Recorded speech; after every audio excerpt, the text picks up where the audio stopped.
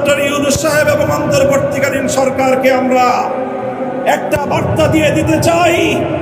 মনে রাখবেন, ৭১ সালে এদেশের মুক্তিযোদ্ধারা বলেছিল আমরা পিন্ডির গোলামীর জিঞ্জির ছিন্ন করেছি, দিল্লির গোলামি করবার জন্য নয়। আজ 2024-এর জুলাইয়ের স্বাধীনতা সংগ্রামের পর আমি বলতে চাই, আমরা দিল্লির দাসত্বের শৃঙ্খল থেকে মুক্ত হয়েছি, নিউ ইয়র্কের গোলামি করবার জন্য নয়।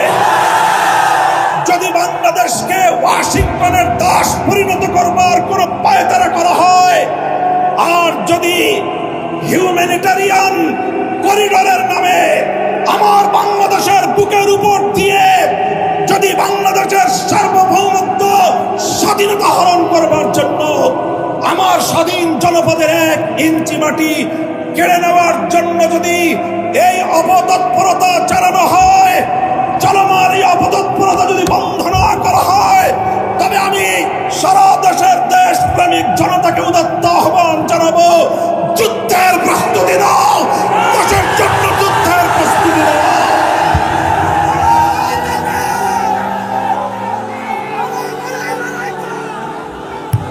আমরা আমার দেশের প্রতি ইঞ্চি মাটি আমার জায়নামাজের মাটি। আবার বলছি, আমার স্বাধীন বাংলার প্রতি ইঞ্চি মাটি আমার পবিত্র জায়নামাজের মাটি। দিল্লি বা ওয়াশিংটন, পিকিং বা মস্কো যারা এ মাটির দিকে চোখ তুলে তাকাবে, আমরা তাদের বিরুদ্ধে বারুদ হয়ে মাঠে নামবো ইনশাআল্লাহ। সংগ্রামী সাথী ও বন্ধুগণ, ফ্যাসিবাদী আওয়ামী লীগকে সন্ত্রাসী সংগঠন হিসেবে ঘোষণা করবার যে দাবি জানানো হয়েছে, মনে করবেন না এটা আমাদের দুর্বল কোনো দাবি। আমরা 2013 সালে ফ্যাসিবাদী আওয়ামী লীগের বুলেটের আঘাতে রক্তাক্ত হয়েছি। 2021 সালে আমাদেরকে হত্যা করেছে, বছরের পর বছর বিনা বিচারে আমাদেরকে কারারুদ্ধ করে রেখেছে। সেই সন্ত্রাসী সংগঠন আওয়ামী লীগকে আবার বাংলাদেশের রাজনীতিতে যদি পুনর্বাসন করবার কোন দুঃস্বপ্ন কেউ দেখেন, তাহলে আমরা পরিষ্কার ভাষায় বলে দেই, তার সঙ্গে আমরা আওয়ামী লীগের চেয়ে ভিন্ন কোনো আচরণ করব না।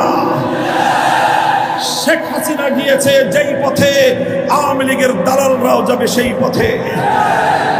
কোন রাজনৈতিক দল অথবা সরকারের মধ্যে ঘাপটি মেরে বসে থাকা ফ্যাসিবাদের কোন দোসর যদি বাংলার রাজনীতিতে এই ফ্যাসিবাদী শক্তিকে পুনর্বাসিত করবার পায়তারা চালায়, তাদের সঙ্গে আমরা লড়াই করব ইনশাআল্লাহ। সংগ্রামী সাথী ও বন্ধুগণ, সর্বশেষ আমাদের কথা হলো এই, শাপলার শহীদ যারা শাহাদাত বরণ করেছেন, ইনশাআল্লাহ হেফাজতে ইসলাম বাংলাদেশ প্রতিটি শহীদ পরিবারের পাশে দাঁড়িয়েছে। শাপলার সকল শহীদদের পরিচয়গুলো যতটুকু সম্ভব ফ্যাসিবাদী আমলে অধিকাংশ বীর শহীদদের লাশ গুম করা হয়েছে, লাওয়ারিস হিসেবে তাদেরকে দাফন করা হয়েছে। সরকারের তৎকালীন গোয়েন্দা সংস্থার কাছে যদি তার কোনো তথ্য থেকে থাকে, আমি বর্তমান সরকারের কাছে দাবি জানাবো, আমার শাপলা চত্বরের বেওয়ারিশ হিসেবে দাফন হওয়া প্রতিটি লাশের সর্বশেষ ভেরিফিকেশন এবং যাচাইয়ের কাজ চলছে। ইনশাআল্লাহ আমরা শাপলার রক্তে রঞ্জিত এই মে মাসের মধ্যে হেফাজতে ইসলামের পক্ষ থেকে আমাদের ভেরিফাইড সেই সকল বীর জাতীয় শহীদদের পরিচয় এবং তাদের গৌরব কথা ইতিহাস জাতির সামনে আমরা তুলে ধরবো ইনশাআল্লাহ। সেই সকল রক্তরাঙা শাপলার বীর শহীদদের স্মৃতি বিজড়িত ইমানের দুর্দমনীয় কাফেলা, শাপলা চত্বরের শহীদি কাফেলা হেফাজতে ইসলাম বাংলাদেশকে আমি আজ বাংলাদেশের স্বাধীনতার অতন্দ্র প্রহরী হিসেবে ঘোষণা করতে চাই। আমরা বলতে চাই, বাংলাদেশের ইসলাম এবং স্বাধীনতা এক সূত্রে গাঁথা। বাংলাদেশের ইসলাম এবং স্বাধীনতা এক সূত্রে গাঁথা। যারা বাংলাদেশে ইসলামের উপর আঘাত করে, তারাই স্বাধীনতার দুশ্মন, তারাই স্বাধীনতার শত্রু। আগামী দিনে দেশ এবং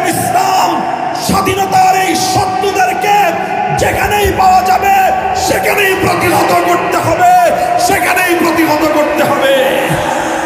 যদি এজন্য আমাদেরকে আরো জীবন দিতে হয়, যদি এজন্য আমাদেরকে আরো রক্ত দিতে হয়, আরো ত্যাগ আর কোরবানি স্বীকার করতে হয়, যদি আরো বড় করে নজরানা পেশ করতে হয়, শাহাদাতের রক্ত দেওয়ার জন্য জীবন বিপন্ন করে দেশ এবং ইসলামকে রক্ষা করার জন্য আল্লামা বাবু নগরীর হাতে শপথ গ্রহণ